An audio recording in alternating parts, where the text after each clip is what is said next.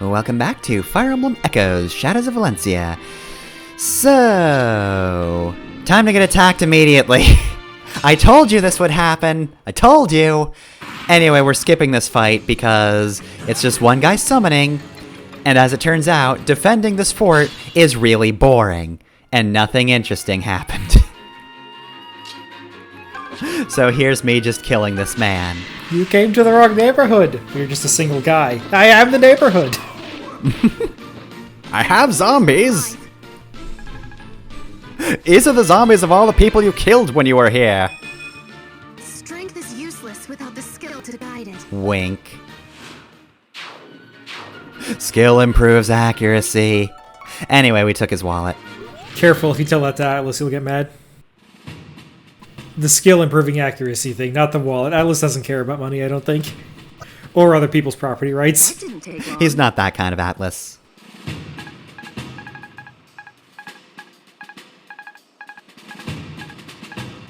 Alright, that sure is a long list of people who did not do anything, because I just bum rushed that one. Alright. So, now let's get to the actual part of this episode. Just kidding, more zombies. These will spawn until you're done with Chapter 3. I have questions about the Valentia calendar. Why is Pegastim so long? It's how long a season feels is the thing. Pegastim, I guess, is just summer, and boy, it just goes on and on.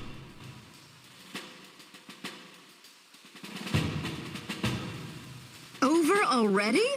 How boring. Yeah, I know, right, Sonia? I just like the idea of, like, what if February was 14 days and March was, like, 44 instead?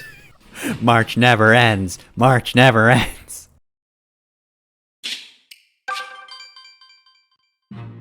Alright, welcome to the 80th day. Now it's time to fight this man who's been waiting this entire season.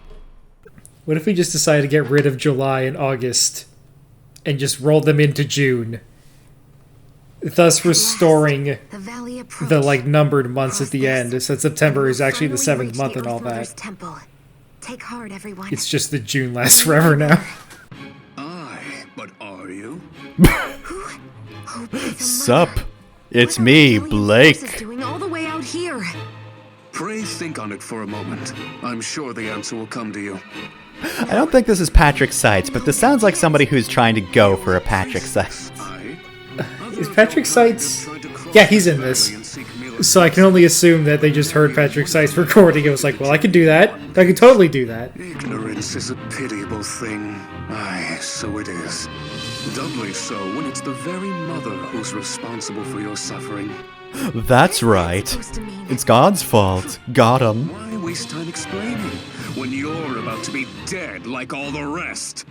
Is there any way you could check who this is? Because it did just occur to me that Polnareff's English voice is in this game. Alright, just give me a sec to look up Blake, everybody's favorite character. Anyway, we've seen this map before, and in fact, this is the map that was used for the Randall Emma DLC, so...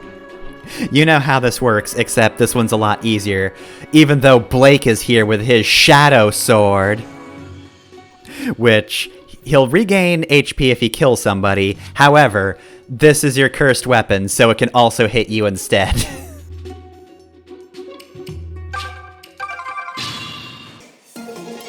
Alright, Sean Chiplock is his English VA. Oh. That's, I can't remember his name. Ravioli in Breath of the Wild. Yeah, that guy. What the fuck is his actual name? It's not just Rivoli, is it? Reveille. Rivoli. Reveille's Gale. Okay. Whoever owns the Gale. That guy.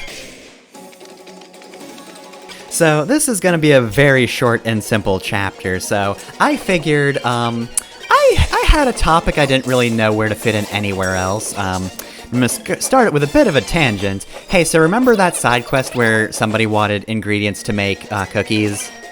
So, one of those ingredients is, of course, honey. However, did you also know there's an item called pure honey which can also be used for the cookie. But you might be wondering, where can I get pure honey? Well, oddly enough, the pure honey is connected to a bunch of items that were not released in the West.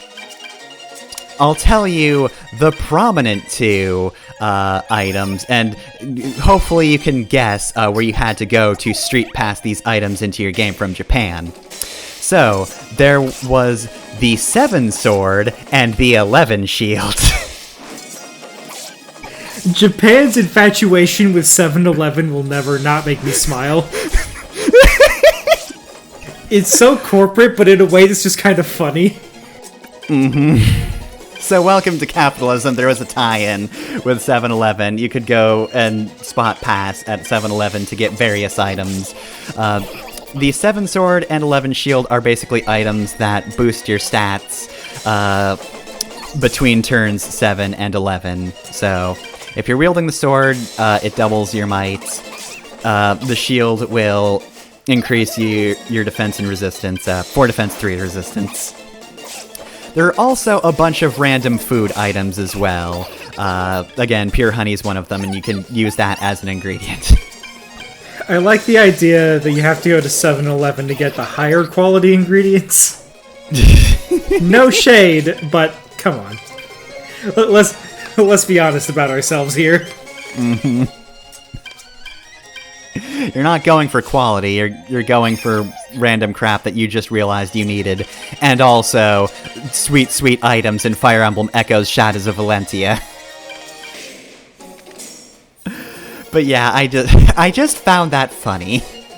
It's weird capitalist tie-ins, but like, it's not DLC, so whatever. You don't have to pay for anything. How are you feeling? Is it better or worse than the 7-Eleven t-shirt you can get in Phantasy Star Online 2? Just don't do anything too risky, alright? Unlike Katria and myself. I mean, more people will know that you are wearing 7-Eleven items because that's an online game, so that one is definitely worse. Was I now? I am fine. Trust me. Wait just a... Est? Honestly, that child. She thinks this is all just fun and games.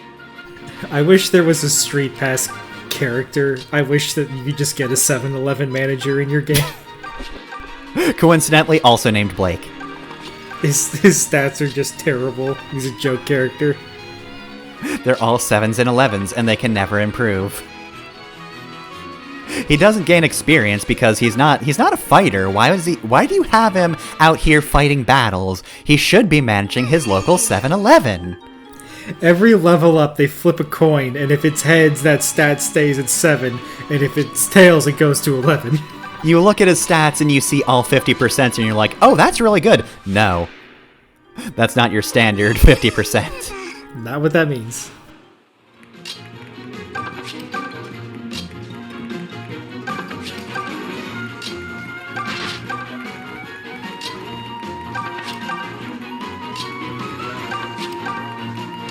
Alright, so like I said, much easier chapter than the DLC version of this. However, Blake is pretty tough. With that shadow sword of his, I don't know if we can take him on by normal means, so let me just let's get everybody here. And triangle attack here works a little differently, unfortunately, than it does in other Fire Emblem games. Usually it's an automatic crit. Not so much here. It is a higher crit for certain, at 51%, but it's not guaranteed. What are you waiting for? Soon you'll all serve as scabbards for my shadow sword. Gross. I also do taxidermy, but that's another matter entirely. You can't brag about your shadow sword, man. It sounds ridiculous. Alright, just you and me and my sisters. Triangle attack. Ready to strike. Make your peace. Triangle attack. And dead. So yeah, again, no guaranteed crit. It does also increase your might and accuracy, to be fair. It is a combat art, but not guaranteeing a crit kind of sucks. Maybe if you use Catchery, it would guarantee a hit. Alright, so we do want to send the Shadow's Sword to the convoy. It will hit you if you try to use it, but there is a better use for it. But yeah, triangle attack, I guess since it is so easy to have 3 Pegasus units in your party at any time, I guess it makes sense that they kind of nerfed it a little bit, but still.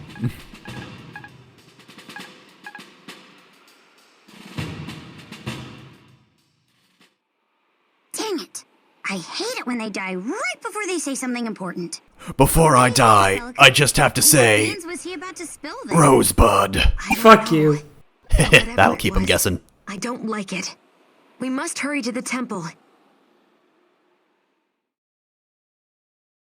And I got an award for doing triangle attack.